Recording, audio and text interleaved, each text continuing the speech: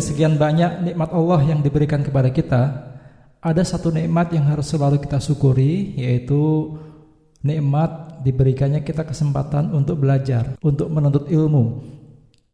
Karena tidak setiap orang mendapatkan nikmat ini.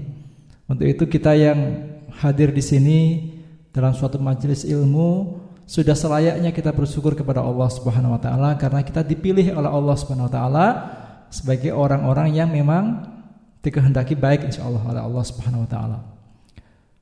Orang yang berilmu ini tentunya berbeda dengan orang yang tidak punya ilmu.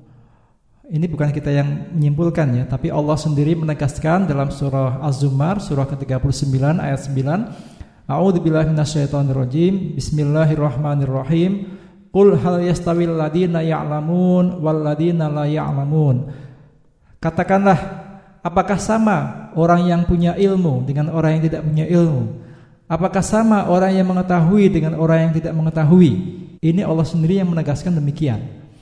Bahkan dalam Islam, menuntut ilmu itu atau mencari ilmu itu salah satu kewajiban yang harus dilaksanakan oleh setiap muslim. Sebagaimana sabda Nabi SAW, menuntut ilmu itu fardu atau wajib bagi setiap muslim. Ini hadis riwayat Ibnu Majah. Islam memberikan apresiasi yang demikian besar terhadap orang-orang yang punya ilmu. Terdapat banyak nas ya, dalil dari kitab Allah atau dari hadis-hadis Nabi SAW terkait dengan keutamaan ilmu dan pemilih ilmu ini.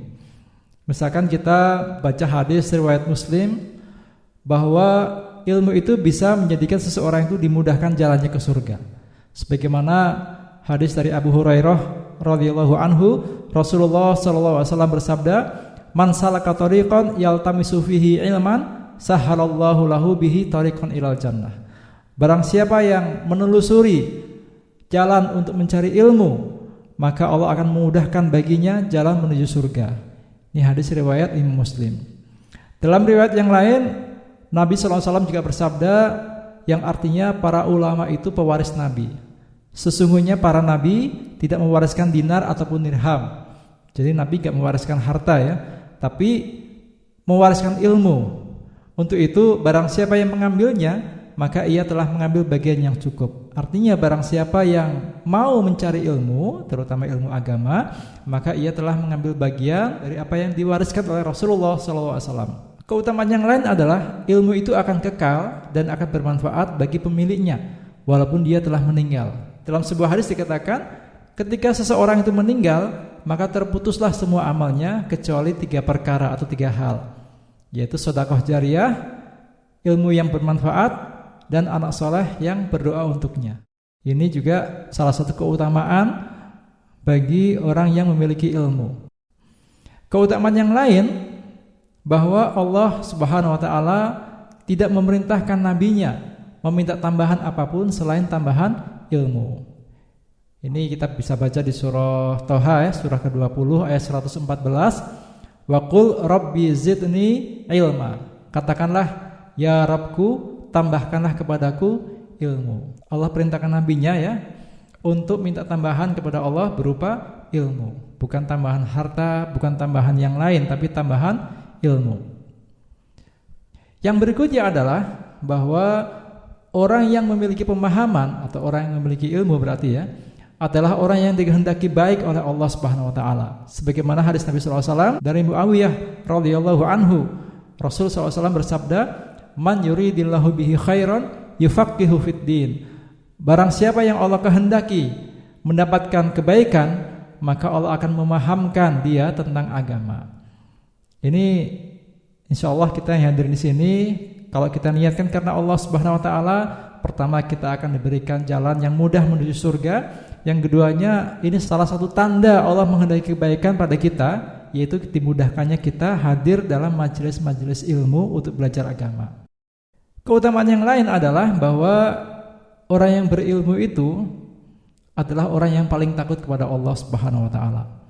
Sebagaimana dalam surah Fatir ayat 28, Allah berfirman, "A'udzubillahi minasyaitonirrajim. Innama yakhsyallaha min ibadihil ulama." Sesungguhnya yang takut kepada Allah di antara hamba-hambanya adalah ulama. Ulama di sini oleh para ahli tafsir dikatakan yaitu orang yang berilmu, orang yang punya ilmu. Kemudian keutamaan yang lain, bahwa orang yang berilmu itu akan diangkat derajatnya oleh Allah Subhanahu wa taala. Surah Al-Mujadilah surah ke-58 ayat 11 bisa kita baca di situ. Yarfa'illahu alladhina amanu minkum walladhina utul ilma darajat. Niscaya Allah akan meninggikan, mengangkat orang-orang yang beriman di antara kalian dan orang-orang yang diberi ilmu pengetahuan dengan beberapa derajat. Ini juga salah satu keutamaan ya, keistimewaan yang Allah berikan bagi mereka yang beriman dan punya ilmu pengetahuan. Untuk itu teman-teman sekalian, mari sama-sama kita tetap semangat apapun kondisinya, jangan pernah kita tinggalkan majelis-majelis ilmu. Kalau kita ada uzur, maka kita misalnya bisa baca buku di rumah atau mendengarkan ceramah-ceramah di media-media online dan sebagainya. Yang penting jangan tinggalkan, jangan kita lewatkan hari kita tanpa ada ilmu yang kita pelajari. Apapun bentuknya, entah itu tulisan, buku, atau audio visual, atau audio saja, itu insya Allah bermanfaat buat kita. Dan kita niatkan belajar itu karena Allah Subhanahu wa taala, sehingga kita akan mendapatkan keutamaan-keutamaan sebagaimana yang kita bahas tadi itu. Demikian, mudah-mudahan kita bisa selalu bersyukur kepada Allah dan tetap semangat dalam mencari ilmu ini. Assalamualaikum warahmatullahi wabarakatuh.